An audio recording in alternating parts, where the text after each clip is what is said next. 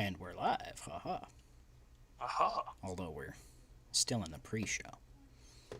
So that I can tweet that we're live. So if you're watching in the pre-show, we'll be live in a minute. But we're not currently that live. We're just a little live.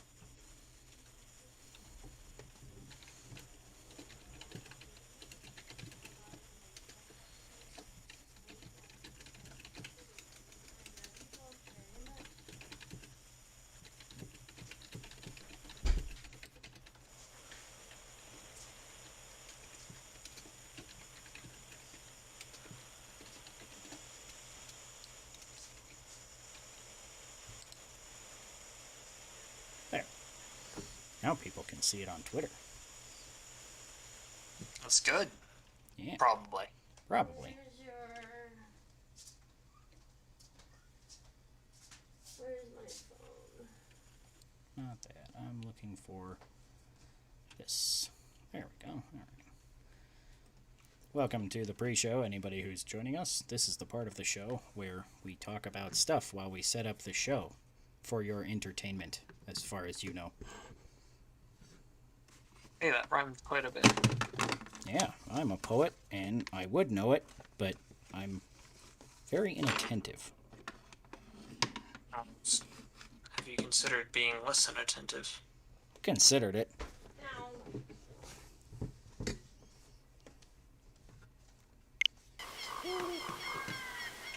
Now we have background noise, which I am going to turn down. Let us know if that game stream is too loud. Oh yeah, I was in the middle of a side quest. You can't see it yet. You're playing Ocarina of Time on Switch. Yeah, like some sort of a fancy person. How is it? I mean, if you've played Ocarina of Time, it's like that. Ah, I see. Yeah. I have played Ocarina of Time, but It's slightly more switchy. I'll get into that in a minute, once we're in the what you're playing. right. Because this is among the things that I've been playing. Alright, Chris, are you ready to do this for reals? I'm ready to do this for reals. Alright, got your instrument ready to play our theme song? Yes, indeedy. Alright. Then 3, 2, 1, go! Also found an old church key. Huh. Yeah, Allows me to open bottles more easily. yeah, I would imagine. Hello, Internet, and welcome to A Drink to the Past. As always, my name is Spamoman, your host, the only podcast where I have a magical Skyward Sword Joy-Con to play a game that is way better than Skyward Sword. Not that Skyward Sword is terrible, it's just, bottom-tier Zelda game. Bottom tier Zelda games usually still a pretty good game. Yeah, I mean, still like an 8 out of 10, right? No. You rate Zelda on a scale of 8 to 10. Alright, well, I'm going to get into my second beer of the week because it's the same thing as the first, and more than one of them will fit into this mug. Which has been a theme lately. This one isn't quite as large as the last one. This looks like, after that head settles a bit, I might be able to put in one more, but I'm not sure. But I only have 2 of these ones anyway. So today's beer of the week is Left Hand Peanut Butter Milk Stout, which has probably been a beer of the week at some other point as well. I know Chris has had it on the podcast. It is pretty tasty. Yeah. I got that in my fancy new mug, which has all sorts of random technological advancements from the past 100 years, which is it's kind of a neat, weird mug I found at a thrift store, and it's big, and it holds lots of beer. So that's good. Steamwork. Steampunk-like. Yeah, among other things. Yeah, it's got steampunk, and it's got, like, a spaceship over here, and the Renaissance kind of guys and Vikings. So it's really got a lot of different things that kind of represent the various things that have happened in human history over the last 1,000 years. So it's kind of neat. Neat little mug. All right. So anyways, now we're going to get into the news and booze. Well, I guess first we'll get into what you're playing while I start playing a little bit of Ocarina of Time.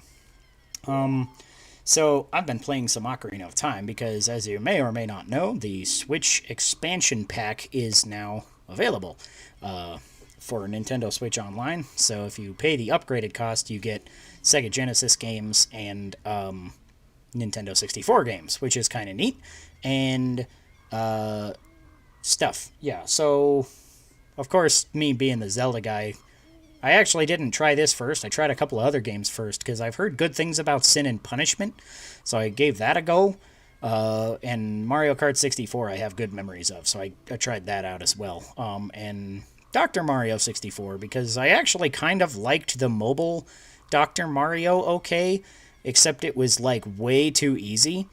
So I thought, yeah, I'll try a like real Dr. Mario, except for that one was like actually like it just goes like faster than I feel like I can keep up with it. So like if I put it onto an easier mode and practiced my way up, then I think I could get it like pretty decent at it. But like if you just go in on like medium speed, it feels like faster than I am able to keep up with without like some practice beforehand. So, but it's a neat puzzle game if you like any other Dr. Mario. As far as I can tell, it's basically the same as them, just on the Nintendo 64 and also now the Switch. I've heard people complaining about various glitches and problems with lag in some of the games, and I haven't so far experienced anything like that. I've seen one graphical glitch, which I know has happened to me also on the GameCube version. It's not a big thing, but just sometimes, like, the stairs leading up to Kakariko Village look like reflective, almost, and Usually way too they shiny. just look like someone applied a weird texture or something. Yeah, so it's like that's the one like slight bug that I've seen, but I'm like I've seen this in other versions of the game, so it's not that bad. And actually on my 4K TV, this game runs at a smoother frame rate than any other version I've played. Like so, there's that. I'm like, that's good for me. All right, what you been playing, Chris? So right now, I'm actually in the middle of playing Monster Train, which is still kind of a underrated roguelite deck building type game. It's definitely next in class to something like Slay the Spire. So if you like Slay the Spire, you'd probably also enjoy this game. Okay. And I've also been just playing an absolute shitload of Final Fantasy XIV. So I'm up to the first expansion now, and I'm having a lot of fun with the new dungeons there. A lot Cool. of new things you can do. Obviously, I'm not terribly MMO experienced, but the game has gotten better rather than not, which I think is a pretty high praise for something like that. Yeah, it gets a lot of attention. I have to pay attention slightly here to the... Yay, I did it. Ah, there's one more.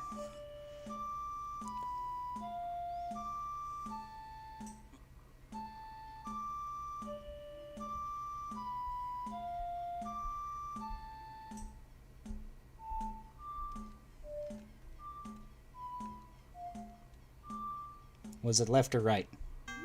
Oh! Ah! I have to drink. That's painful.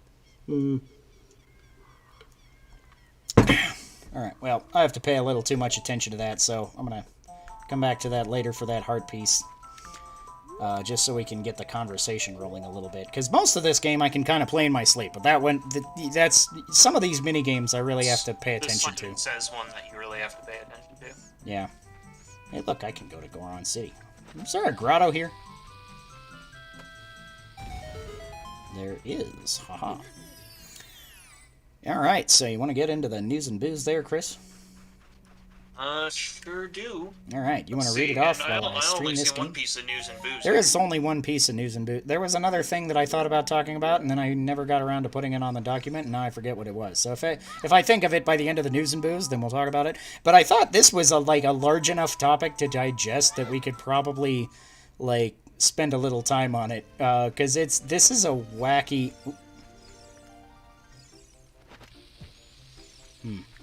My Stone of Agony is rumbling, and I'm wondering what it is. Maybe it's. What is it, girl? Also, if Fall you. down well? In case you haven't ever seen it, this is what happens if you hit a gossip stone with a bomb. So sometimes there's secret grottos that you can open up with ocarina songs. It might be the Song of Storms as well. Oh, nope, it was not this one, because that just reset the... Okay, so maybe it's Song of Storms. I'll come back with Song of Storms later, because I have not yet become an adult in order to get the Song of Storms. Because I've been kind of dicking around getting collectibles, heart pieces, and sculptulas. So I've got like 25 sculptulas or something, and you can see I got a bunch of hearts already, considering I haven't even gone in Jabu Jabu yet. So that's where I'm going to head now. Yeah, so anyways, on to the news and booze. Onto the news and booze. Warner Brothers Multiverses seems to have leaked via @LiquidHbox on Twitter. It was rumored shortly before a tweet with an alleged screenshot capture of the Character Select menu, which has since been taken down due to Warner Brothers reacting with a cease and desist, which, lends credence to the whole, this is a real thing. Yeah. You don't usually cease and desist a fake screenshot, right? The game style is a Smash-esque fighter featuring lots of WB franchise characters, including Stefan Universe, Ben and Jake from Adventure Time, Batman, Harley Quinn, Superman, Wonder Woman, Gandalf, Rick Sanchez, Tom and Jerry, Bugs Bunny, and an all-new original character. Allegedly, the first DLC character will be LeBron James from Space Jam. What the actual fuck? Isn't this the greatest thing we've ever talked about on this podcast? This is among one of the more ridiculous things we've talked about on this podcast. Right? And this is like hot on the heels of the Nickelodeon Smash Brothers thing, the Nickelodeon All-Star Brawl. The Nickelodeon thing, the company behind it, the developer behind it, I've actually been a fan of for quite a while. I'm going to the wrong place. So,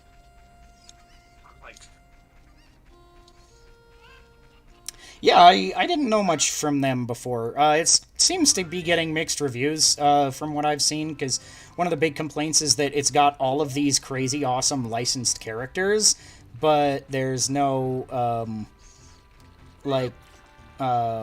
voice acting in it, at all. There's no voice clips from the show, which even that would have been, added a lot. So it's just these characters fighting each other, and it apparently a lot of people are just think it sounds weird to play because of how non-emotive the characters are. I imagine it would be difficult to gather the voice actors for some of those characters back.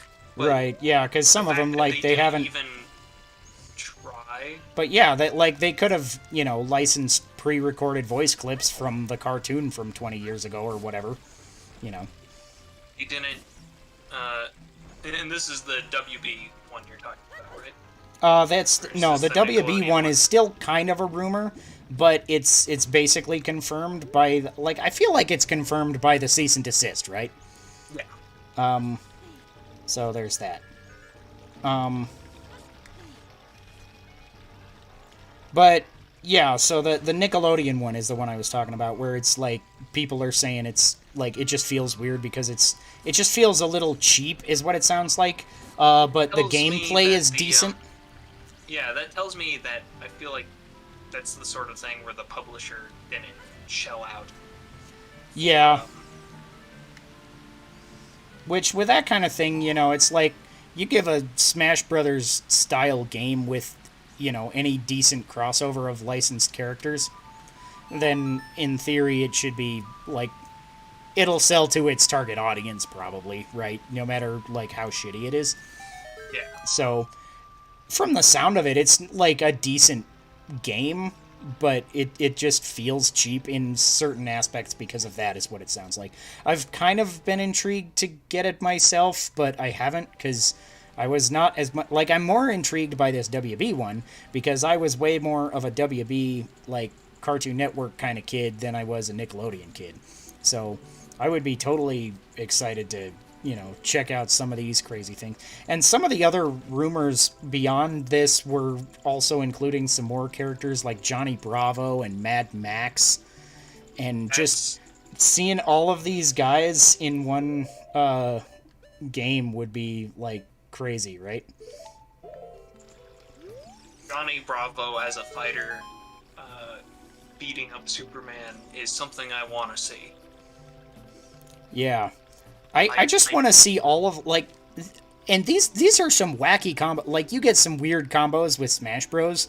Whoever thought you'd have Banjo-Kazooie versus Sephiroth, right? But then, like, this, like, goes beyond that, having the potential to have LeBron James versus Gandalf. And Bugs Bunny and Mad Max all in the same... Gandalf, like, what? And Rick. Putting Gandalf in the same game as Bugs Bunny feels like a sin. Right? But in this day and age, I wouldn't put it past a company to do. Here's the most iconic scene in Zelda. Here, I'm gonna drink through the entire thing. Okay.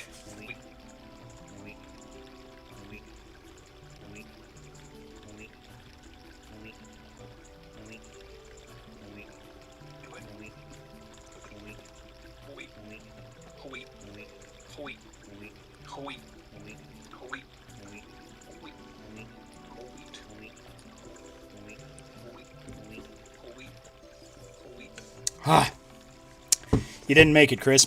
I did not make it. Yeah. Speaking of Ocarina of Time, I also wanted to show off a little random piece of Ocarina of Time memorabilia I have, which I know you have the same piece of memorabilia. Is this here map that came in an issue of Nintendo Power one time. Yes. Which is the only guide that I've really been using. I've just been like... Because I've 100%ed this game before. I've beat this game 8,000 ways from Tuesday. But I was like, I'm just gonna, check out the map every, see if I can remember where all these spiders are, and then, before I leave the dungeons, I'll just check the map, just be like, oh yeah, there's one over there, or something. And it's... Some of these are kind of annoying to get to, because there's one that I came back for in the Deku Tree after I got the bombs, because you have to get the bombs, and then I blew up the wall, and then it's too high up and I can't reach it, and now I need to come back again once I've got bombs and a boomerang. I'm like, come on. That's silly. Oh. Well, this is... I was just talking about not seeing any graphic glitches. This is weird. It's like all yellow. Glitch. No, I think it was always yellow. Was it? I don't know. Maybe I've just used to the GameCube version. Looks different, maybe? This looks really weird to me. I remember it being yellow at some point. Okay. This doesn't look that strange to me. Okay. That's fair. Maybe I'm the one misremembering. Yeah, I don't know. Can I get over there as Kid Link? I've been finding some stuff that I can do as Kid Link, too, that I'm, like... I've done a few things early, because I know a couple of little tricks here and there.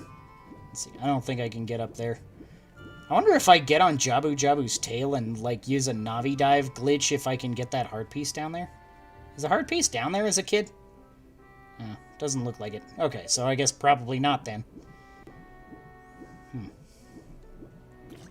Boink. Stay still. I'm gonna swim up his butt. That didn't work. He doesn't like me up his butt. Alright. I forgot the fish anyway, so I gotta go back out. Forget the fish, you gotta drink. But also thinking of a lot of these different properties that Warner Brothers owns, like, or has control of right now. Like, WB has the rights to Godzilla. But yeah, Can they we could have add Godzilla versus Mad Max? I would like to see that. Godzilla versus LeBron. Now here's the question though: is it proper to put in LeBron instead of Michael Jordan? Um, Michael Jordan's the guy that really made Space Jam famous, isn't he? well, I guess they're trying to promote the new property. So. I guess. The new one was actually surprisingly okay. I was like, it was not as shit as I kind of expected it to be for some reason. I was like pleasantly surprised that it kind of just carries the same spirit with, it's very similar. But, if you just take it as like, yeah, it's a fun little movie for kids, and it like introduced my kids to Bugs Bunny, who was a big part of my childhood, so I think that's great. I'm like, that's okay. I'm gonna do a glitch if I can remember how to do it. Hold on. Let me see here. Did they preserve the glitches? As far as I can tell, it's just a straight port of the N64 version. Now, let's see. How did I do that? Am I about to learn something new? Maybe. This is a funny glitch. Let me see. So you gotta have the bottle in your hand. Let me see if I can remember to do this. So, I'm gonna catch my fish again. And so you have to actually have the bottle item in your hand. And then you use the item you want to use. And then the ocarina or something? Let me see.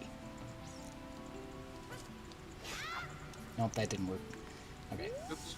I'm going to be sitting here trying this until I figure it out.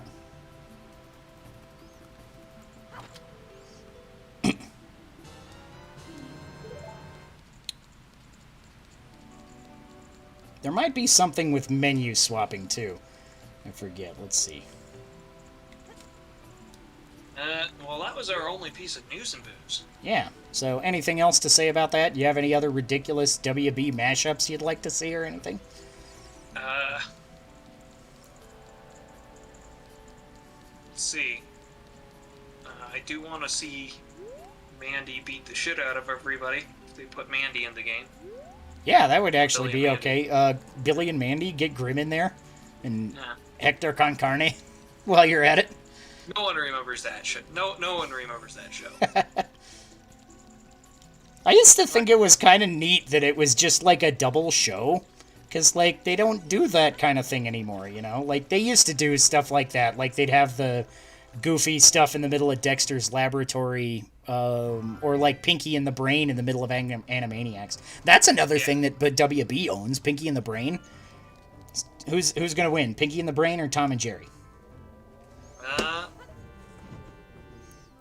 gonna go with Tom and Jerry have much more experience with violence in general. Yeah. But Brain always has a plan. Although his plans also usually backfire. Yeah, Brain's... Just because Brain has a plan doesn't mean it's... I got eaten by a fish. You can drink if you want to. I like how it says inside Jabu Jabu's belly, and this is clearly his mouth. This is not a belly. You're almost in. False advertising. You're in the entry chamber to his belly. Yeah. Actually, really like the water dungeons from Ocarina of Time. I like pretty much all the dungeons in Ocarina of Time. Like, there's not a bad one. Yeah. I think overall this has the best dungeons out of any Zelda. Or at least any 3D Zelda. I think there's a few here and there. Actually, I think I would go ahead and say any Zelda.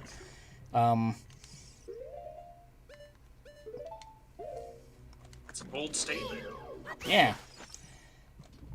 There's a lot of Zelda dungeons, but, Alright, now if I can remember which way to go first. Whoops. See, up.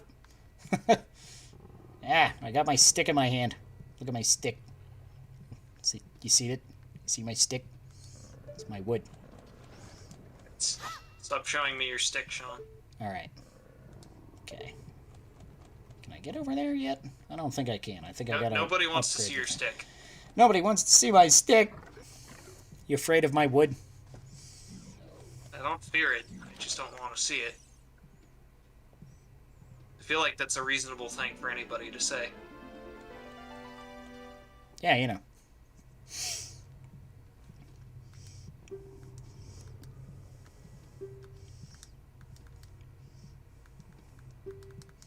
All right, so shall we get on to that first? Let's go to the table topic first. We do the video game topic enough first, so sometimes I like to switch it up. Let's do the table topic first for you tabletop folks that may be listening. You fans of the tabletop. Yeah, it's quite table topic-y. All right. Let's see. What do you think, Sean, is the secret to success in keeping a campaign long running? Having enough beer to keep your players coming. That's it. All right. Video game topic. No. I would say I haven't found much success in that method, but I've found success in other methods. Usually I go right down there and follow Rudo, but I'm going to go this way first instead and just see what happens. Because I like doing stuff differently when I play this game. Boop, boop, boop, boop. I think I have to leave Rudo on that switch, so I think I have to go get Rudo. Because I'm going to push this switch and it's going to go right back up. Alright. Yeah, same over here. Okay. But yeah, anyways, running a campaign for a long time, I think is kind of a... Ow. There's a jellyfish there. Whoop. Ow. Douchebag. Went down the wrong hole, of course, too. Doo-doo-doo-doo-doo. Wonder if there's anything in here I can do. No, I need this. Need the doohickey. Put this stick away. I can't guard with that properly. I think there's a lot of things you can do, but maybe it's more about the things you don't do. I don't know. Because one thing you really do just have to have a good group that's willing to go that long, and then at the same time you have to keep, you know, interesting, refreshing content.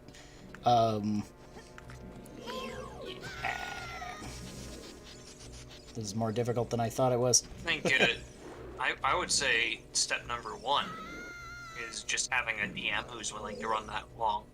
Yeah, that helps. Because obviously, like, I mean, most of the multi-DM games that I've had have not gone on very long, so definitely having a single DM who's willing to put in a lot of hours and, you know, stuff into keeping the game flowing week after week or however often. And on the DM's part, I think it's somewhat of a challenge to continue, like, within the same campaign world, you're going to have a lot of crossover in, like, themes of what happens, right? Like, in my Pirates campaign, most of the stuff involves shooting other pirates or fighting sea monsters or finding treasure, right? And so I try to keep it, like, relatively different session by session by introducing you into different towns and building lore in different areas and referencing back to some of the lore I mentioned several sessions ago that nobody took notes, so nobody has any idea what I'm talking about, but I'll refresh you. It's okay, you know. So I think patience is a key with that as well, especially if you have a very lore-heavy campaign. You know, like making your players remember the name of some random guy they met, you know, 3 towns ago, 18 sessions ago, maybe not the greatest idea, you know. Like, maybe reward that when it does happen, but, you know, I wouldn't stress it too much if they don't, you know, remember every little detail, and help them fill it in, because I think as a player that's really helpful to have a DM that's, you know, willing to work with you on that, you know, be like, so this is the part of the lore that I'm referencing, and here's how it affects you right now. It's like, okay, now I know, like, how my character can react and cope with that or whatever. it's players are busy. They don't always have they have lives outside of the game. They're not always going to remember stuff, so it makes sense that you have refresher. Yeah. Grotto's the best weapon against bubbles. In case it comes up. Yeah. Die, bubbles, die. They didn't die. No, I think I have to fight these manta ray guys. What I would say is, on top of having a DM willing to just consistently run a game all the time, is the DM being consistent and having a consistent time set aside for running a game, or if you're doing more of a West Marches open table style thing, being willing to run very often. Let's see.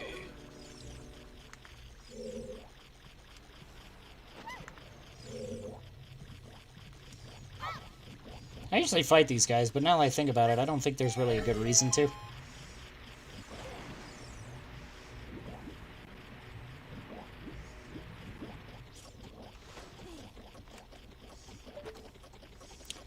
Yeah, and I think patience.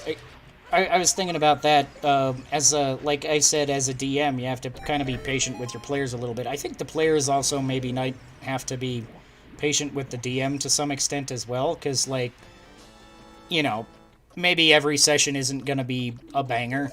You know, it's difficult to run that well that consistently. Yeah, it's DMs can make mistakes. Yeah. It's just a part, particularly if they're new, but yeah, even longtime DMs can make mistakes, and just being willing to give a little slack in the game, understand everybody's kind of imperfect. Yeah. Can go a long way. Let's see. I do think consistency of... I think if I had to give it a rating, the top three things, it would be a DM willing to run consistently, a DM running a consistent game, just like the same campaign consistently. And then probably much lower on the list, a group of players willing to show up consistently. Mm-hmm. And the reason I rate that lower on the list is because not all game types are for that. There are certain game types where it's just whoever shows up goes on the adventure, and there's not like an overarching plot in the sense of... And that'll vary campaign to campaign, obviously. Yeah, and that, but yeah. That's a campaign thing. But, yeah, because in general, like, I think it helps if you have all of your players for a session of whatever you're going to do. But, yeah, sometimes for a lot of campaigns, it's like, oh, Dave can't make it. You know, it's probably not a big deal, unless you are a very heavy story-focused campaign, specifically trying to go into the depth of every character and their interactions with each other. Because I've had campaigns where we've been like, if one person can't make it, we're just not going to play, right? And that's fine too. You know, it really just depends. But if that is the case, then you definitely have to have that level of commitment from all of your players, and that has to be a thing that you establish beforehand. Yeah. It's, and then, let's see. I lost my train of thought, I'm sorry. How dare you. You have to drink. And every time anybody drinks on this show, I have to drink. Pretty sure that's a rule. Let's see.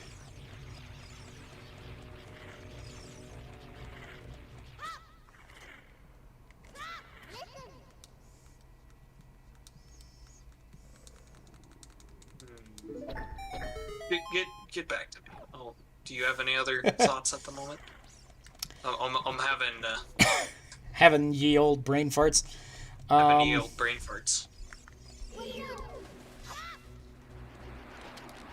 Yeah, trying to think. I guess consistency from everybody as much as possible obviously is good. Patience is good. And, I think diversity helps, because, like I was saying, like, try to shake it up, you know? You can't, even if you all revolve around one theme, like, go outside of that element every now and then, you know? Yeah. If you're in a high fantasy setting, maybe throw in an adventure on a ship or a train or something, you know? Think outside the box when you're designing dungeons. Don't just... You're in a cobblestone pathway that leads into corridors that, you know, it's an old castle ruin, because that's what everything is in these kinds of games. You know, that'll eventually get boring, right? So, definitely, like, just try to shake it up a bit. So, I have thought. I think I agree with you on the try and shaking it up a bit thing, but for different reasons. It's not that I think that the players get bored. I think it's that oftentimes the guy running the game gets bored.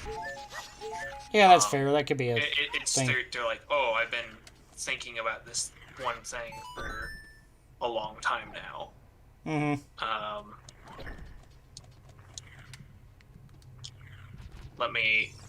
I want to do something else, so it helps prevent DM burnout, if anything. Yeah, because I've had that sometimes, and I kind of cope with that by running several different campaigns, like, kind of concurrently, like...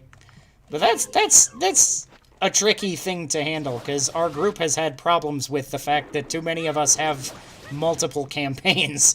That's been a struggle for us at times. So that is not necessarily a recommendation. Yeah, I think in terms of, at least for a very long time, I think in terms of showing up and just playing a game, we were doing pretty well. Yeah. I think in terms of playing the same game, we didn't do quite so hot. Yeah, we were actually really shitty about that. Yeah. And I know that we had several players that got burnt out on our group because we'd have a different campaign most weeks, and so, like, every week, 50-50 shot if they have to make a new character, right? And for, like, we were just used to that because we're a bunch of idiots or something, I guess. Yeah. But, you know. So I think being able to shake it up while keeping to the same campaign, letting the players use what they're attached to, what they like, is probably like a good golden medium. Yeah.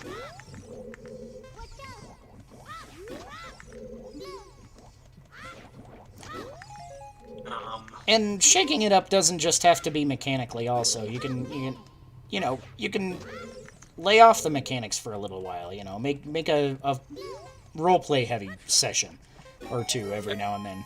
You know, I think one of the things that helps is to go outside of your element as a player or a DM sometimes, because those end up being like some really interesting scenarios that pop up, like, oh, I didn't expect that. Because, like, people expect me to be the guy that, like, runs a dungeon with you know, you go into the dungeon and you fight the bad guys and then you beat the boss. And you know, it's a lot of my adventures share that kind of core theme, because that's kind of how I like to do things, is a little formulaic, even if I change up the exact specifics of... Stop targeting.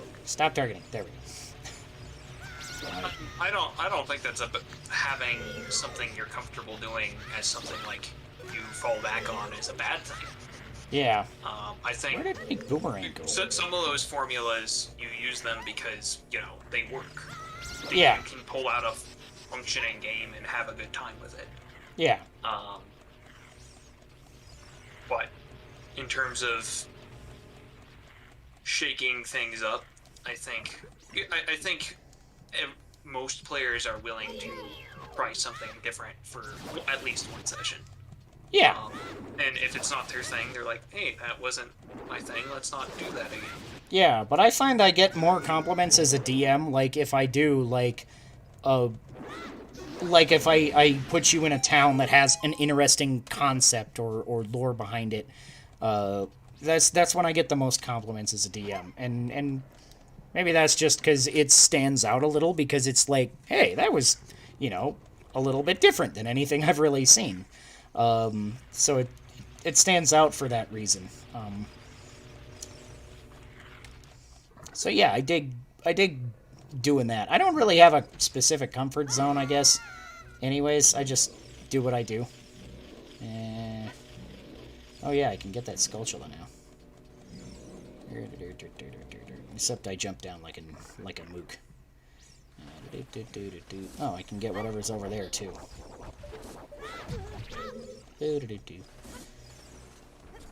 Pots. Fairy. And a buttload of rupees. Come here to me, fairy. Get out of the wall. There we go. I'm just... Fuck you, Octoroks. Can't get me. Ow. Take it back. They can get me. See. I think, it's also important running a long-term game where you find basically what works for your players, for all of your players. What tends to keep the most people engaged and are able to like fall back on that. So sometimes you could have a game where you say, all right, this is like really roleplay heavy, and that really appeals to like these two players, but maybe not these other players. Right. But if you're like, hey, combat appeals to everybody, or hey, dungeon exploration appeals to everybody, or it depends on your group. But it's just me thinking about one of the games I run specifically. Right.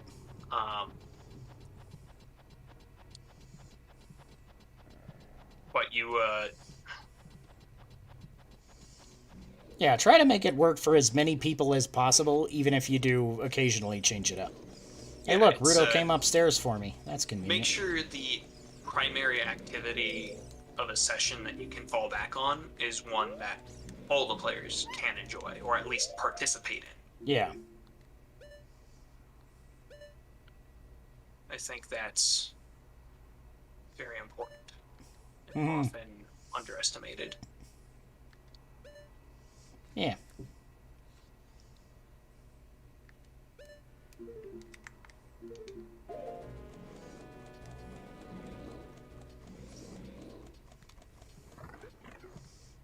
All right. Anything else to say about that, or I guess we've kind of made a.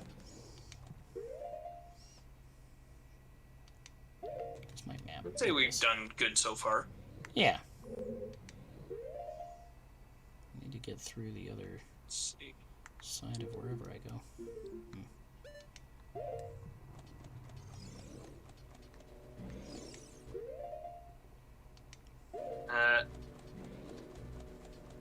Running a long-term game. Yeah, as long as the DM is willing to keep running, they have players that show up, and you keep running the same consistent game. You're able to not get distracted and be like, "Ooh, I want to do this one. Ooh, I want to do this one." I think you can have a long runner. Yeah. So Back this way. the secret This is door. consistency. Yeah. Always be consistent, and you'll never be inconsistent. That's as true as it is tautological. Yes, it is.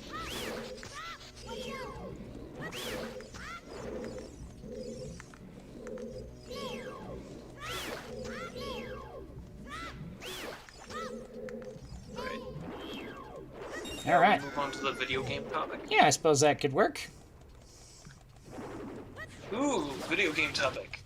The secret to success in a long-running video game or video game series.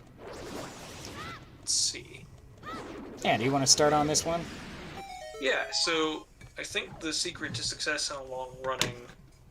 This one is trickier for me to answer, because I can think of long-running series that I know and love that they always have a formula of sorts. Mm-hmm. But they also tend to change that formula up in interesting ways. Yeah. What's an example? So I'm thinking of, let's say, well, let's start with Zelda, because that's pretty obvious. The original Zelda was Right. very non-linear. You had your hearts, you had your dungeon exploration.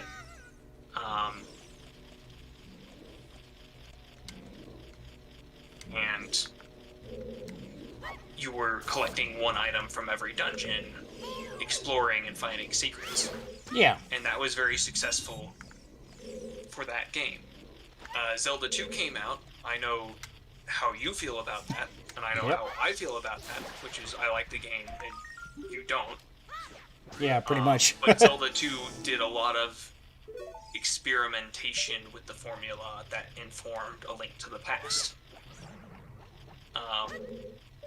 Where a lot of the things they tried did not make it to Link to the Past, but a lot of what Zelda 2 tried, the new things that they tried, did make it into Link to the Past, which was closer to a return to form of the Zelda formula of top-down dungeon exploration, secret finding kind of things. Right. Yeah, I think at the core of it, that kind of dungeon exploration thing has always been in Zelda from original Zelda to Breath of the Wild, but they do change it up a little bit here and there, and they have different ways to approach it that they've taken across the length of the series. Like, for example, just looking at dungeons in 3D for the first time when they made this here game, that was really cool. Just giving them that new idea of how to take that concept and then apply this new... At the time, it was just a gimmick, right? Sort of. Like, look at us, we have 3D graphics, and at that time... Like I was just saying about this game, is I think this has the best dungeons in Zelda. And I think that's because this was like one of the very first times that anybody was ever thinking, gee, how do you make a dungeon full of puzzles and monsters and stuff and in a 3D space? And I think they used their 3D space better than any of the other 3D games. With maybe a couple exceptions here and there. Like, I'd pick out a dungeon from several different games. Like, Stone Tower Temple had a very unique way of using the 3D mechanics, with the flip the dungeon thing. That was kind of cool. Although concepts of that were similar to, like, the twisted hallway in Ocarina of Time's Forest Temple. So, maybe you could say that that's some inspiration. But that's another topic in general. But I think what's kept me coming back to Zelda for as long as I have is that just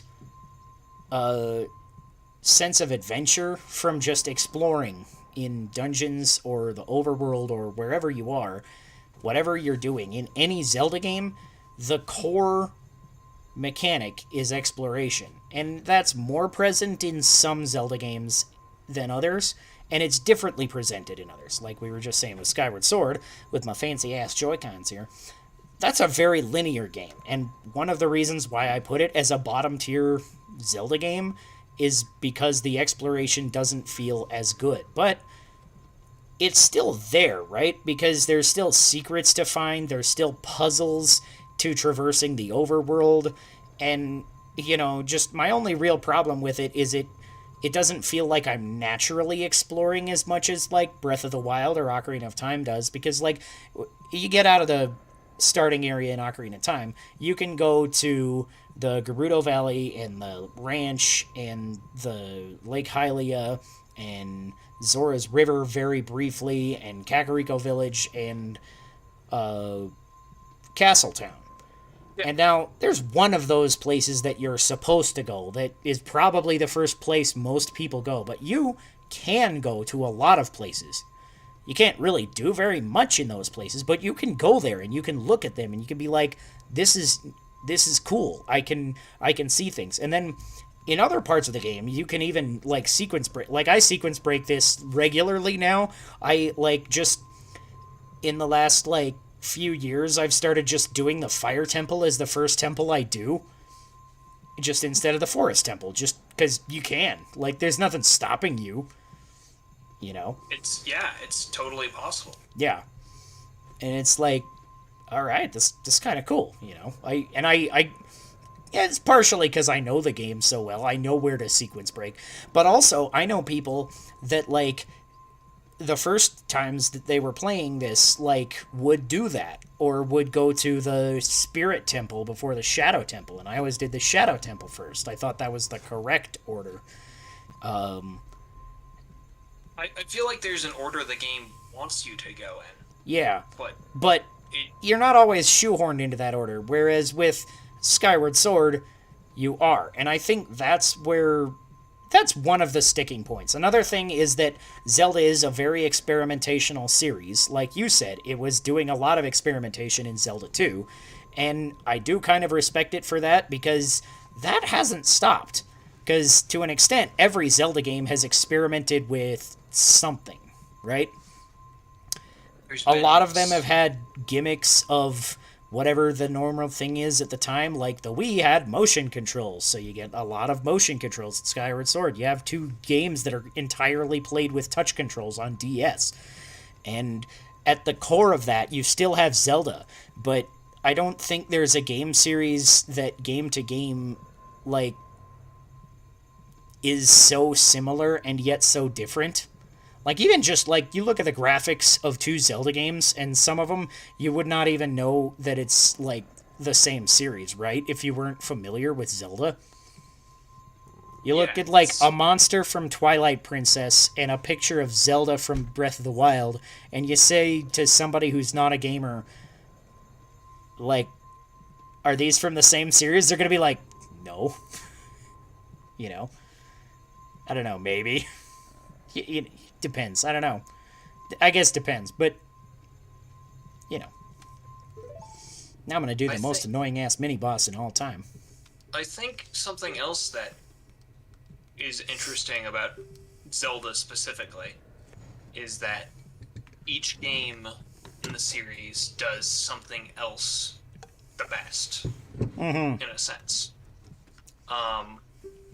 Like, Legend of Zelda probably is the best in terms of just getting to play and exploring without just throwing you in. Yeah.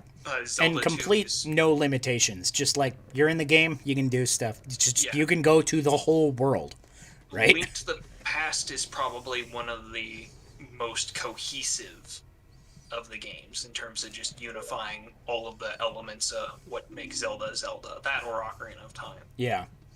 Depending on, what you grew up with. Right.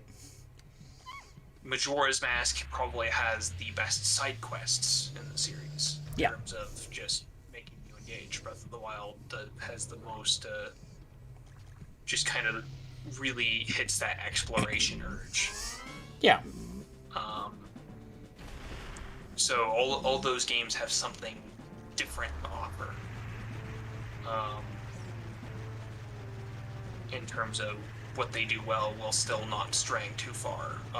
Zelda 2 being an exception because for some reason the second game in every series seems to do something really weird before they rein it in. It's like Final Fantasy's a good example of that. Yeah. Although, Final Fantasy is a... watch out for that. Final Fantasy 2 had some really interesting concepts that actually I was okay with, and, I'm almost a little surprised that they didn't come back, to some extent, because they have returned in other games, just not Final Fantasy games. Like, you know, the fact that whatever weapon you use and whatever skills you use, like, that's what you get better with quicker. That's a kind of a cool mechanic, and that's, you know, come back in tons of stuff. Like, it's the base combat system for Morrowind. World of Warcraft did the same thing, but not a Final Fantasy game, so that's kind of interesting. Final Fantasy is an interesting series to look at as a long-time series that's got a lot of fans that... Like, it's hard to pin down what exactly makes Final Fantasy because of just how different every Final Fantasy is from one another. Well, so Final Fantasy 2... So the first Final Fantasy kind of started it all off. I would say the unifying thing about Final Fantasy games, at least for the first 9 or 10 or so, is trying to tell a more complicated story with relatively simple RPG mechanics. And 2 didn't vary on the story part. Final Fantasy 2 specifically had like one of the most complicated stories of the NES era. Yeah. But they also really went overboard with trying a new leveling system, which makes it kind of the odd man out in the series. There's a lot of fairies in this dungeon randomly. Keeps giving me Deku Nuts. I very rarely use Deku Nuts in this game. Can you use Deku Nuts on these guys? Oh, yes. Yes, you can. I feel like I never used Deku Nuts, and they're useful enough that they're actually like a really good justified use item, but I just never think of it because it doesn't kill them like anything right away, right? Like, I don't even use Deku Nuts on Goma. I just shoot her in the eye with the slingshot, right? Yeah.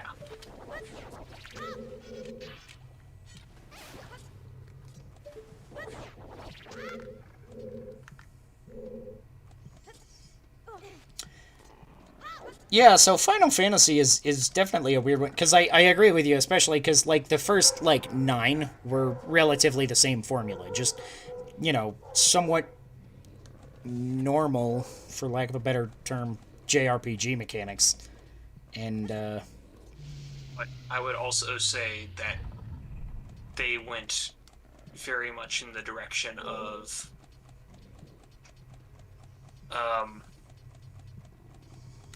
they were all very story focused compared to, say, Dragon Quest. okay, I haven't played much Dragon Quest, so that's hard for me to say exactly, but yeah, I can see where you're going there, though, because there is definitely a focus on story in general, at least for those games, but then you get into games like Final Fantasy 15, and, like, I don't really know what the focus is on that game, because it's like, I don't know, I guess maybe it's supposed to be the story, but it has a really awkward story presentation at the start of it, so I didn't get all that far in. And the combat was, like, a very, like, abrupt departure from, like, any sense of standard Final Fantasy, even though, like, up to that point, like, combat hadn't really been standard in Final Fantasy, right?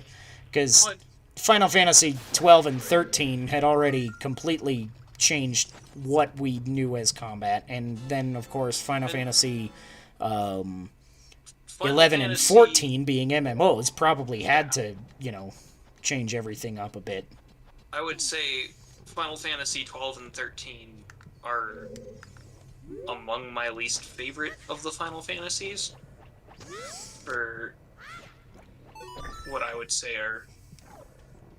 If you played those games, you probably understand the reasoning there. Yeah. And then you get things like Final Fantasy VII Remake, which totally carries the original spirit of Final Fantasy VII, but with a completely overhauled, like, it's got new story elements, it's got an expanded lore, and it's got, like, it just does a lot of things different, especially the combat. You have a real-time combat system now, so it's like, but it somehow works, which is the oddest thing of it all, right? Yeah. It's, I wonder if Deku Nuts work on him too. I think Should use my boomerang where first, at Final least. Fantasy does best, because we can point to games in the series I'd consider like better than the others. Final Fantasy works best when the story is relatively accessible. Yeah, It's but it still has to be engaging. yeah, and it's at its worst, and the combat is, if not simple, at least readily understandable. And it's at its worst when it kind of mucks around with some of the more core combat formula, like in Final Fantasy 12 and I blew 13. up all these jellyfish with Din's fire. I didn't know I could do that either. Now, I haven't played Final Fantasy 15. I've heard good things about it. Yeah, it wasn't like a terrible game or anything. Deku Nuts don't seem to do anything.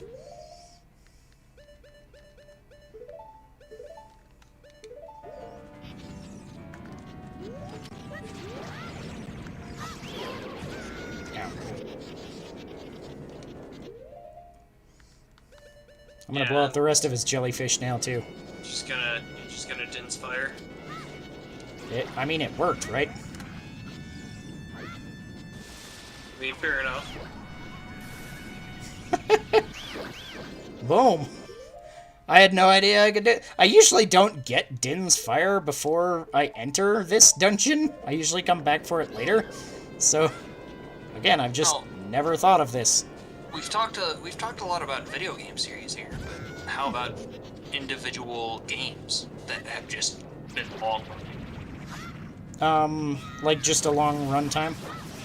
Just a long runtime in terms of being supported and having like an active player base. More so an active development, but an active player base that's still talking about the game long after. Long after its cultural relevance ceases. Yeah, and so some games kind of get grandfathered in like that. Like, obviously, you're playing Ocarina of Time here. Right. And that, but I'd count that under long runners as well as, being, well, Ocarina of Time, a game we all grew up playing. Yeah. But I'm thinking more along the lines of a game like, say, Binding of Isaac Rebirth.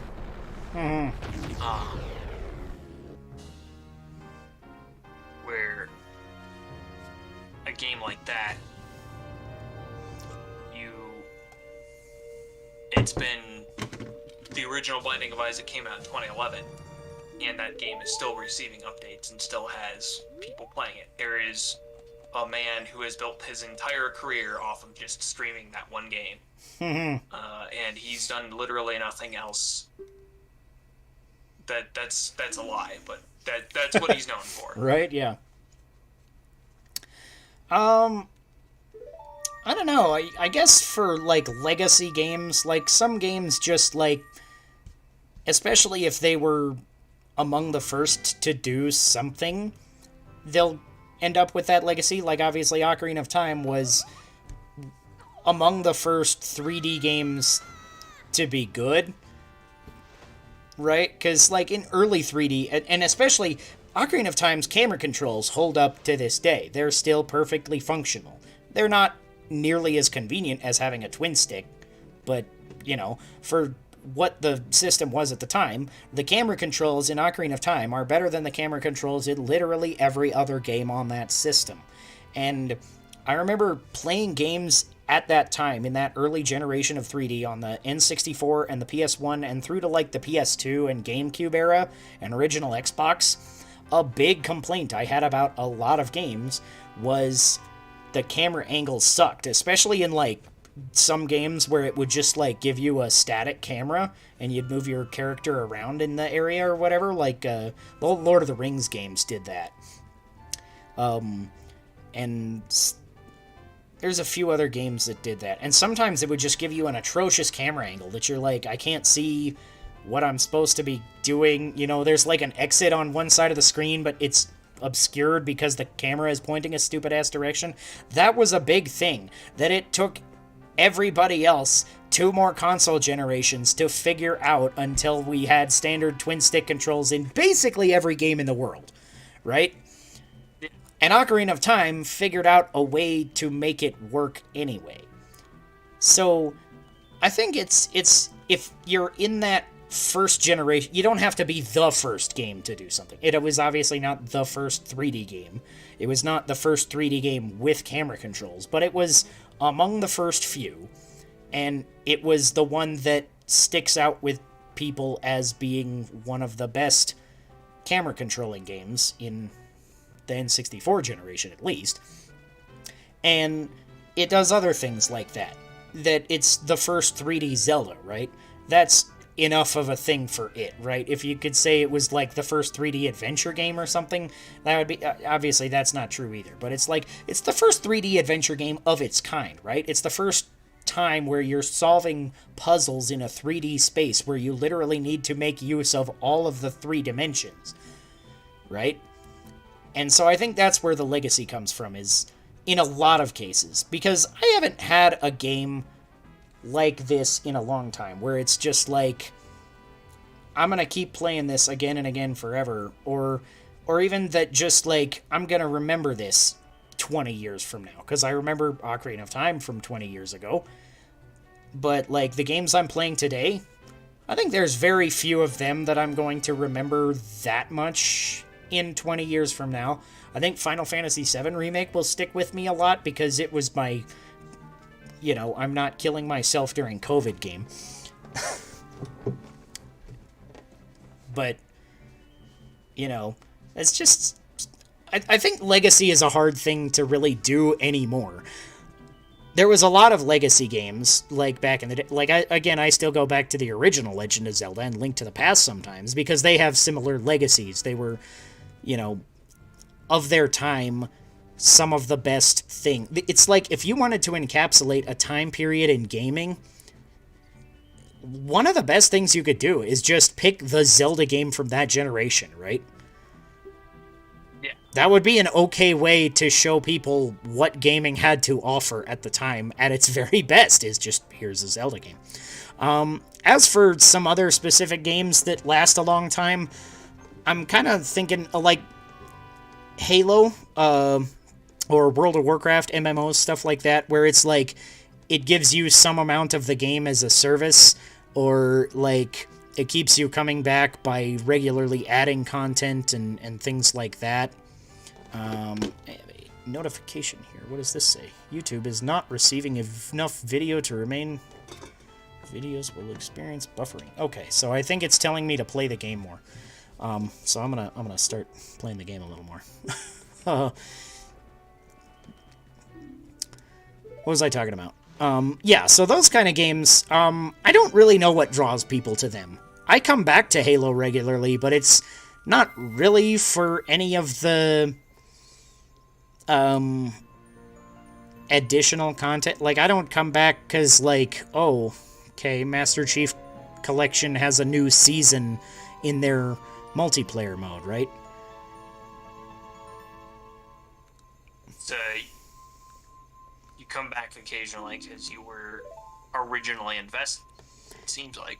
Yeah, Halo is a legacy game, you know? It was the best twin-stick shooter of all time when it came out. It's still, like, I think the original Halo is among the best twin-stick shooters. And it really solidified twin-stick as the standard for shooter games, specifically. And to that extent, you know, maybe it's one of the big reasons why every game has twin-stick controls now. You know, I'm not going to go so far as to say it's the only reason. I'm looking at the wrong screen here, no wonder. Got lost.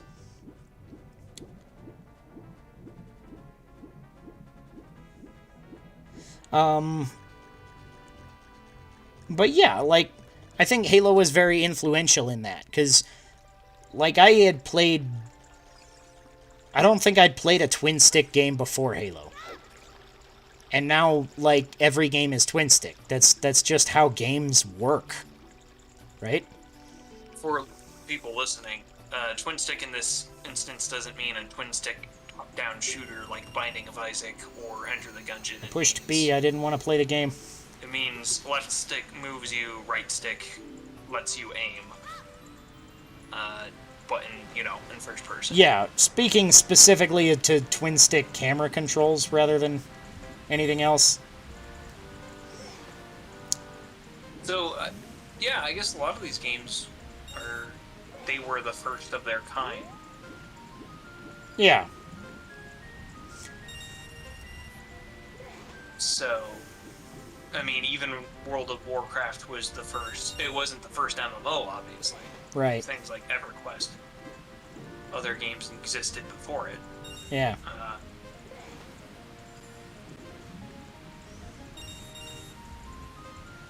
Well, I guess I made a bunch of money off of this game. That kind of works.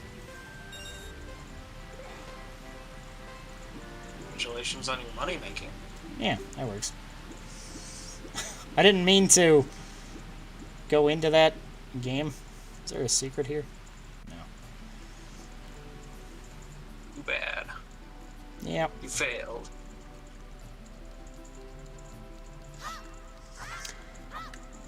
Yeah, but it's weird, because I've played these games, and I've come back to them for a long time, but I'm like, I don't really have a good reason why I came back to World of Warcraft. World of Warcraft was because it was popular, and everybody I knew was playing it, and, like, I never really liked World of Warcraft that much when I was playing it. I was like, this is fine. Like, I got into it as much as I could, just because everybody else was playing it, but, like, if, like, not enough of the people I knew liked it, like if a bunch of people I knew dropped it, I would have dropped it too, just as easily. I never would have picked it up if my brother hadn't been like, hey, I'll buy you your first month free. Right? Just get into this with me. I was like, okay, sure, whatever. I'll try it. But gameplay-wise, I didn't really care for it, and I don't really care for the idea of things as a service all that much. So I really have no idea why people are drawn to this, but maybe for that it's the social aspect. I don't know. I'm gonna buy some more beans. I think I got the last beans now. Chomp, chomp, chomp. Magic beans. Do you want them? 100 rupees for one piece. I got the Awful beans. lot to pay for magic beans. Yep. No, I collected them all. Now they're sold out forevermore. Alright. I think I put a bug on this spot already, but I'm gonna check. I think for me personally, I'm having a lot harder of a time answering this question than I would for, say, for tabletop games. Mm-hmm.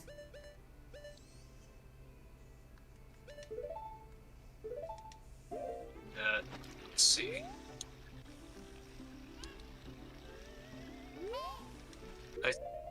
Maybe because making a good video game that people are playing for years afterward is a more difficult thing. Yeah. It may be because video games are a much more saturated space. You're trying to appeal to an audience of hundreds of millions, not an audience of whoever you can gather around your coffee table or whatever. Right. Because you can tailor a tabletop, like, to your group, right? Yeah. But it's much different to tailor a video game to people with $60. Or something. Yeah, to tailor a video game so that someone will not only pay however much you're charging for it, but also come back and play it year after year. Yeah. Beats the hell out of walking.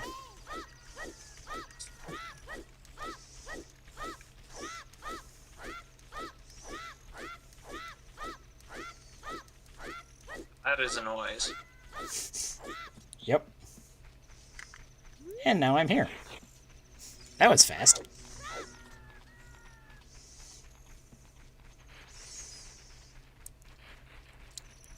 Did you ever used to roll as a kid?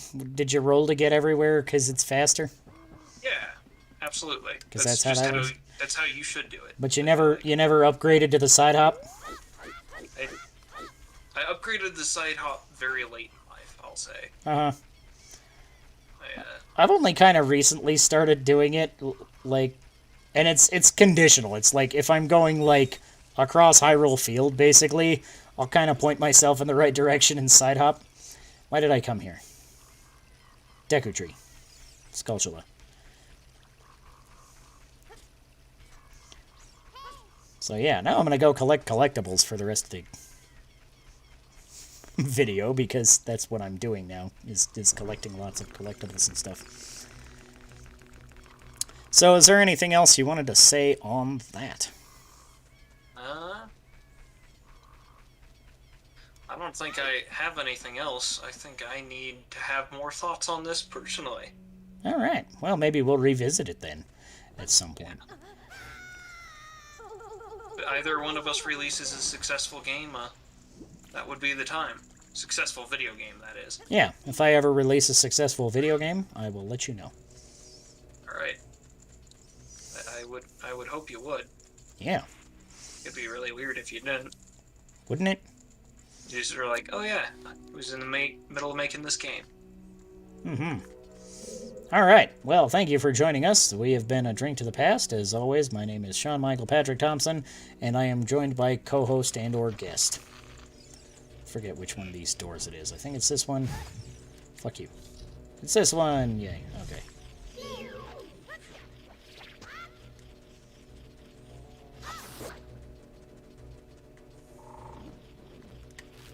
Oh, alright. There we go. Now, where is it? Oh, I didn't even need to kill the guy. It's on this wall. Stupid. Do. Aiming is a little weird because I'm still used to motion controls with the 3DS version, and the shooting gallery was actually a lot harder in this version because of the lack of motion controls. Because I'm just used to that. So you now. learned on the you got used to the motion controls, and now you're much worse at the game. Yeah, I mean, at least for like shooting. So, anyways, got that. So that helps. Now I will leave this place because I have officially 100% of the Deku Tree. I just had to come back with the next 2 dungeon items in order to get that final token. Weird how that works. It is funny looking back at a game where you're like, oh yeah, fast travel. This game kind of invented fast travel, and I guess it didn't invent fast travel, but had a good fast travel system for the time. Yeah. Which you Except could... you don't unlock that until you're an adult. Yeah. Technically, you could say that... Like, the first game I can think of with fast travel was a Zelda game, though. It was called The Legend of Zelda. I guess you had Because you could use the flute to summon the tornadoes that would take you to the dungeons you'd previously defeated. So... They said, bomb every wall, burn every bush. Yep. Which I guess, yeah, if you had to just bomb a random fucking wall in the middle of nowhere to access the final dungeon. Yeah, I think that one, there was like somebody told you if you bomb Spectacle Rock, which was still a little bit of a archaic code, It was because obtuse, yeah. yeah, because you had to look at like the rock formation, including some of the surrounding area, and it would look sort of like spectacles. So it was a little weird, but it was technically hinted at. It was not like in the second quest. If you'd ever played the second quest on on the original Legend of Zelda, some of those things, like, they would have a room that did not appear on your map, that you had to walk through a wall, that you had no reason to believe you could walk through this wall. But you could. Illusory walls. Yeah. It's interesting. A lot of that game design, I think, came from basically, oh, you got one game and that was gonna like tide you over for 6 months. Right, yeah. Or an entire year. So, Yeah. you know, a lot of that. It wasn't arcade style difficulty, because that would imply that it was just killing you over and over again and sending you back to the beginning for that. It was, I don't want to say padding, Right. because that's not what it was. Mhm. Because you could get through it very quickly if you knew what to do. But it was there to make sure the game took you long enough to get through. Yeah. Although then that was also like a secret challenge on the, unlockable second version of the game that was just way more difficult for no good reason. Which is kind of neat. Like, how come games don't do that more? Like, give me an entire different version of the game as New Game Plus? I feel like that's decently common these days still, where they have like remixed hard mode versions of games that you can play. Must just not be in all the games, in all the versions I play, huh? I think Oh, that's hey, I more have common Navi with here. RPGs these days. Uh-huh. Certain RPGs that is. I'm gonna see if I can do something. Here's a trick for you. If I can do this right. Let me see here. Gotta remember which direction is Maybe I just which play a in lot here. of roguelikes and I got confused. So Maybe. I'm just like, oh yeah, everything is roguelikes. Yeah, that's true. I don't play many roguelikes, so there's that. Okay, so let's see here. You still haven't played Enter the Gungeon, have you? I have not. I haven't downloaded on my PS5 because it was just free for some reason on PlayStation Network one day. And also it's on Game Pass now, so I could play it on like 3 ways, maybe 4, because it's probably available on streaming too. So, yeah. So let me see if I can.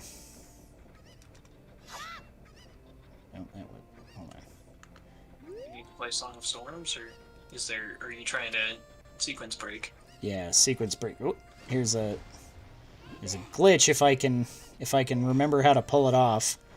You pull out your sword and basically fall off the edge here. And then if you talk to Navi while you're falling off the edge, then it'll just put you straight at the bottom of whatever pool of liquid you happen to be at. So, in theory, I can get to the bottom of the well. Oh, you pull out your sword while falling off the edge while talking to Navi. Pulling off your sword makes you fall off the edge. Okay. I don't think you did it right. You almost got that. Yeah. I forget. There might be something else to the trick. I haven't done this in a long time. But if you look up Navi dive, it's a relatively common sequence breaking mechanic, I think. Surprised So. there's not a porn of that name. Navi, sequence break or Navi diving? Navi diving. I mean, sequence break, sure. Oh, now Navi doesn't want to talk to me anymore. Damn it. Oh well. Stupid bitch.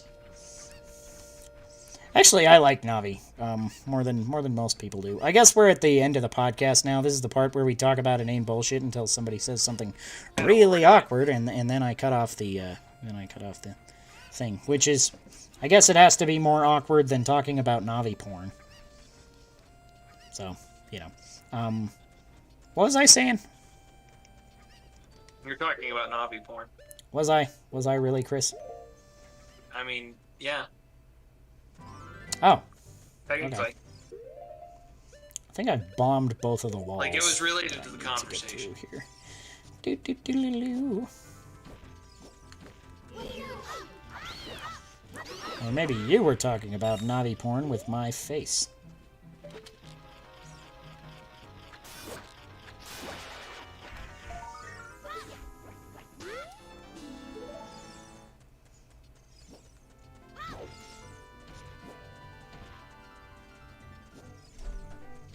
No. No? No, I wasn't. Oh, okay. It's do you think there's fan art of that somewhere? Probably. Are you going to look it up right now? No. Are you going to look it up right now? I'm playing Ocarina of Time. That would be difficult. Let's see. Have I got this one? There's something here. It's a secret grotto. Maybe it's got a rupee in it or something. Forget. Oh. That was one of the things. Oh. You got a bunch of rupees for that. Did. There's a bunch of rupees in there, but the grotto didn't open, so that's weird. Is there not a grotto there? No, the thing's rumbling. There's definitely something here, but maybe it's a Ocarina grotto instead. There it goes. Why didn't it take it the first time? Sounded right to me. Maybe it's a Song of Storms grotto. I have to come back with Song of Storms. Song of Storms unlocks a lot of random junk like that. Yeah. Sun Song, I think, unlocks a couple of things here and there, but mostly they're unlocked like those by... face fuckers that traumatized you as a child and are back to traumatize you as an adult. Yep. Pretty much. Alright, well, let's see. I think that's all I need up there. So let's see. I'm trying to think if there's anything else I can get now. I might be able to get one more Skulltula in Dodongo's Cavern, too. Let's see. I do have 29, so I'm going to go into Dodongo's Cavern and get one of those Skulltulas that I needed the boomerang for. There's one Skulltula that actually you can't get as Kid Link. You have to come back to Dodongo's Cavern as Adult Link. Somebody has mysteriously joined the podcast. It's Dave Wayne. Dave? He's also muted. Oh, well, tell him I say hi. Maybe he was just trying to look at the stream. Maybe. Boo. Hey, Dave's hello. here. Boop-a-doo-boo-doo-doo-doo. Boop-a-doo-boo-doo-doo-doo. Boop-a-doo-boo-doo-doo-doo-doo-doo. I turned in just in time. Yeah, Oh, you could plant that seed now. That I magic could. bean. Actually, have I put a bug on this one? That's the more important. Because actually, if you look at my Twitter, you will see how I... oops. There's a guy there. I've actually already got the heart piece up there, because that's another trick I know. Is backflipping off the top there. So that's on my Twitter. So, hi, Dave. How you doing? I'm doing great. How are you doing? I'm doing all right. I got beer and stuff, so, you know, it's always a good day. I, too, have beer. I am just opening up said beer. All right. Well, we'll drink to you, because, you know, anytime you randomly invade the podcast, I have to drink. That's a rule. Fair enough. Yeah, so what you been up to, other than all that Linktober-y stuff? I have been working my ass off. Nice. Is it fallen all the way off, or is there still, like, trace amounts of ass left? It is negligible amounts of ass remaining. A little melty. All right. Oh, Have you managed to check out any of these N64 games in your spare time? no, I have not got around to that. Well, one, because I still have my N64 and it works, so... That's fair, because if I had an N64, I know it would be hooked up. Although I still think the convenience of just having these things on Switch is kind of nice. You don't have an N64 anymore? I don't. It was always technically my brother's, so my brother still has it. Although he said at one point he doesn't really use it, and I was like, dude, I'll use it. So at some point he might, like, let me use it, borrow it or something. So... Yeah, why does this thing reset? This thing shouldn't reset. I'm trying to remember where the last two spiders are in here. I still have my N64, and while I am interested in playing this, and I agree 100%, the convenience sounds great, I'm not ready to make that jump yet. Yeah, that's fair. There is one I need there, some. and I think there's I need some hover boots first. Right. Yeah, basically any excuse to play Ocarina of Time is good enough for me. So the day it went live, I was like, all right, here's my money. I'm gonna play some Ocarina of Time. So. Have you seen any of the issues that people have been complaining about? No, I haven't. We were talking about that earlier on the episode here. I keep having problems pushing the stick in the correct direction to look at things for some reason. That might be too far away to get, actually. Yeah, although since... You can just fire your slingshot at it until it dies, and then try and collect the stick. Yeah, I guess if I kill it first, then I can Z-target the, thing, huh? Z-target the token, and maybe I can get to a good location. Yeah. If I'm back here, That's can I it. get That it? is if you can find a way of Z-target. Yeah. Oh, there it is. It is up Oh, there. I think you can grab it with the boomerang from down there. I might just be able to eyeball it, yeah. See if the boomerang goes that far.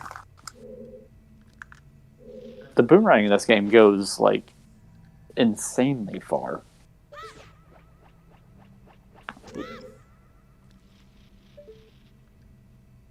No, actually, right before I jumped on the call here, you guys were talking about the Sun Song, a Song of Storms, and its random unlocking mechanisms. Yeah.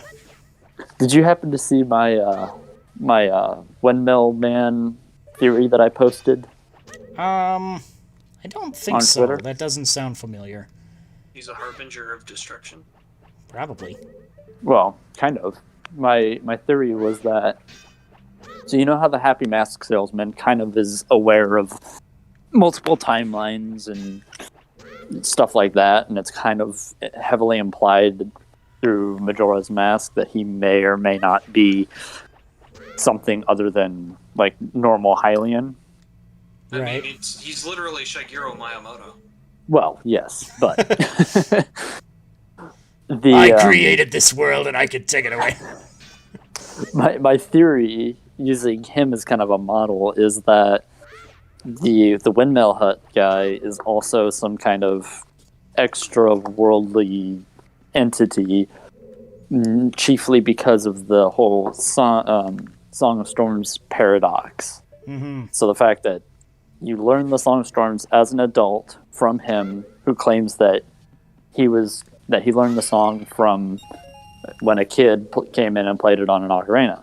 Yeah. So my theory is that, and this is just harebrained theory that I thought up the other night, is he potentially just some deity of chaos that's there, who knows the song, knows that Link is going to need to know that song to drain the well to get the Lens of Truth? Is he just an agent of chaos, a deity, if you will, messing with time and space through that song? Why is he so mad at you when you play it as an adult? Then Because he's crazy. Like I said, he's an agent of chaos. He's That's an interesting theory. Yeah. I'm like, my theory is that he's a Koji Kondo. that I could believe. it's just like, I was gonna write that song, you dick. Koji Kondo this just represents Koji Kondo's childhood trauma when a little boy stole a song. Somebody stole his song, and he cried about it, and that's why it's the Song of Storms, and it makes rain fall. And then he went bald. No, that was the guy in the fishing hut. Isn't the Song of Storms guy bald? Maybe he is too. Man? Yeah, but he's not like, because the fishing guy has. What are you talking about? Why is Navi giving me this tip now? She did not give me this tip at any point when I was actually doing this dungeon. Hey, watch out! Hey, watch out! Now I can quickly reach the second just a floor. little bit wrong. Thanks, Navi. Crazy bastard. Alright, now where was I going? Where was I Trying to going? find that other. Oh yeah, I was going down here. I didn't want to go up here at all. Navi talking to me while I'm trying to go places. Because I think the other one is over here. Yes. So, I used to get very stressed out running through this room as a kid. you didn't just do that? and then stand in the explosions and carry the hearts like a boss?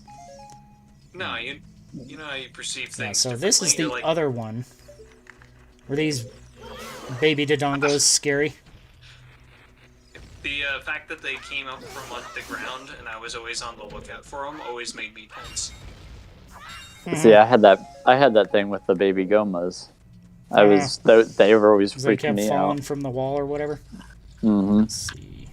So I learned how to shoot out the egg sacs in the one room in the deku tree, and then, if you're halfway decent, if you're Wait, fairly there was a competent, you can Skulltula get in here, but I seem to have got it. oh, and they're not like lizards, they're like tadpoles. Oh yeah, Like They're tad more like like lizards. frogs, so a Dongo in Ocarina of Time. Okay, is so more apparently like, I've got to be an adult to come back for both of those, because I can't reach that with the boomerang, so I'll need to come back with the hook shot or the long shot. And this one, you just a actually lava need frog. to go up here with the Scarecrow song in the hook shot, so... Oh, Apparently both of these Skulltulas you need to come back as an adult into Dodongo's Cavern. well, you got Right. 30 tokens. I got 29. So I need to No. find one more before I... Oh, I did get 30. You got 30. Right, because I put that thing at the entrance. Right, okay, so I got 30. That's a good even. I can go get a new prize now. So that'll help. The strange man offers you a prize inside his dark abandoned house. You Fucking got take something it. good in there. Yeah. Although I could probably also go around to the last couple of dirt patches that I haven't got, which I don't remember which ones I don't have yet now.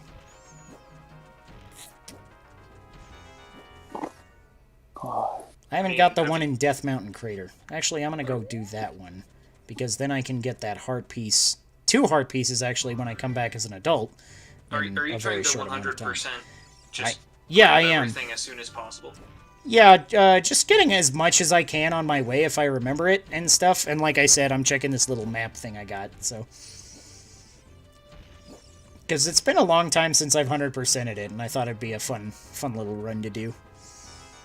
To play what's basically the N64 version on the Switch, so you gotta do the 100% save. Yep. That's how it goes. Then I'll have infinite rubies like a boss. Oh yeah, you also need to... Do you get the double... When do you get the double... The double what? The double... Oh yeah, you can't get the double magic meter until you're an adult. That's right. No, because, yeah, you have to go... Yeah. You can go in there, but you have to go and, like, break a block with the Megaton Hammer, I think, to get it. Yeah. That Or is maybe one you thing have to cross a pit with the hook shot or something. One or the other, something like that. No, It's- it's the Megaton Hammer. Yeah. I'm pretty sure. It's one thing I miss from the older Zeldas that wasn't in Breath of the Wild is the magic meter. The spells. Mhm. That'd be cool to see return. Did kind of like being able to just, cast your spells at will. Especially for the type of spells that they had. I think a cooldown is just a little bit more streamlined. Yeah. I guess those spells with the cooldown, it just... I don't know. It definitely feels odd. Yeah, it's fair. But there's nothing wrong with it. Yeah. The magic meter just feels more traditional. It feels more classic, Mhm. Feels I think. right. Yeah. I like mana. I like MP. I like tacos. These newfangled cooldowns are... I like beer. I'll drink to that. Speaking of, I'm having a Sam Adams Jacko. Jacko. My What's last. that there? It's my last one. It's a Pumpkin pumpkin ale beer. or something? Okay. Yep. Yeah. Cool. I'm not sure I've had that one. I feel like I've had several pumpkin beers already this season, but not like a super ton.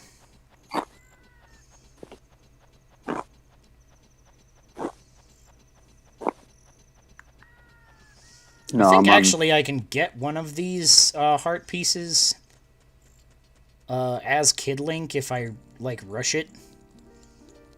Oh yeah. Give it a shot. Yeah, I mean, what are you gonna lose? my health in my life. How much? Currently, is I that have actually? 0 death saves, so... If he loses, he starts a new timeline, and the next game he has to play is A Link to the Past. Ah, there you go. There you go. That is also on the Switch Online service, so I could do that. There you go. Although I've got a run of that I haven't quite got through again yet, that I started on my Super Nintendo Classic that I should get back to. So I think I just beat Skull Woods, so I'm actually fair ways in the game. That's like the 5th or 6th dungeon or something. I think so. Yeah. It's been a long time since I've done a run of A Link to the Past. The first time I did it from start to finish, I had one of those moments of, this is the most epic ending I'll ever achieve in a game.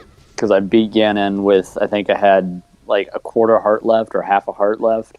Oh, fuck, like, I all lost my my bugs. All my fairies were gone, Forgot everything. to collect one as the other ones went in the hole. Yeah. I did. I realized that as I did it. Okay, so hold on. I'm going to run to the heart piece. Now, where's the heart There might be piece? bugs in here under one of these rocks. Maybe.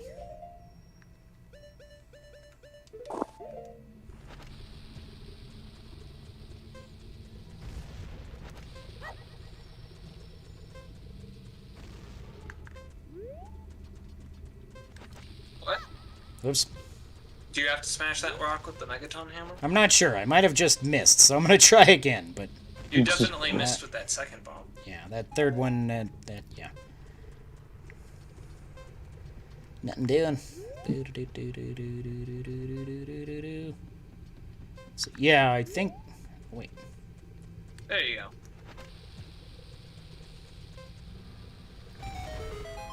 Gossip Stone, that's not helpful.